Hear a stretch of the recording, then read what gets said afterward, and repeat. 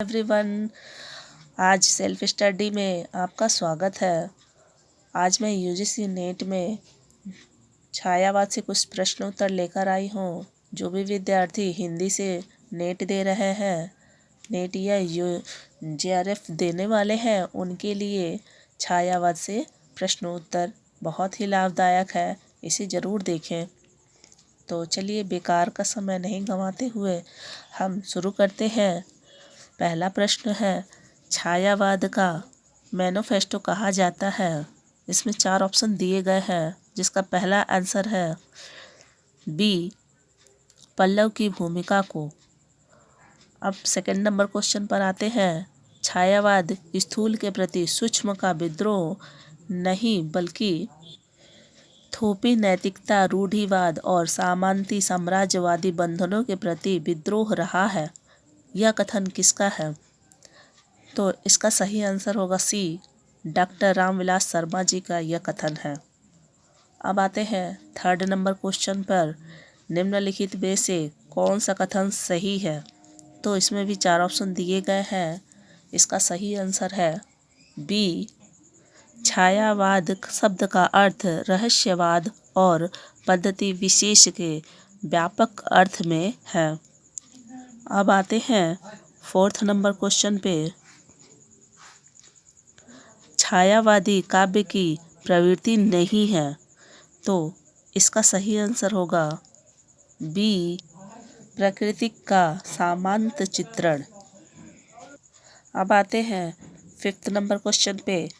भारत की अतीत गरिमा का चित्रण करते हुए कवियों ने भारतीयों को जागने के लिए उद्बोधन गति भी लिखे हैं। निराला जी का उद्बोधन गति कौन सा है? तो इसमें भी 4 ऑप्शन दिए गए हैं, जिसका सही आंसर होगा, इसका सही आंसर सी है, जागो फिर एक बार। अब आते हैं 6 नंबर क्वेश्चन पे। छायावाद की समय सीमा वर्ष 1936 मानी गई है, तो इसका सही आंसर क्या होगा? इसका सही आंसर होगा बी, वर्ष 1936 में प्रगतिशील लेखक संघ की स्थापना हुई थी। अब आते हैं 7th नंबर क्वेश्चन पे।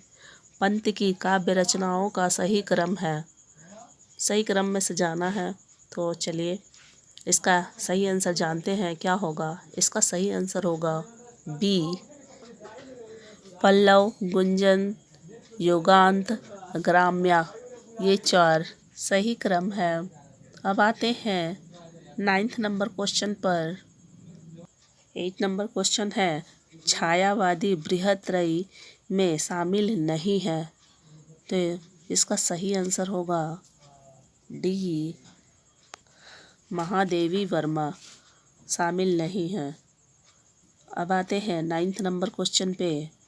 राम की शक्ति पूजा का कथानक आधारित है, तो इसका सही आंसर होगा सी, कृतिवास रामायण पर।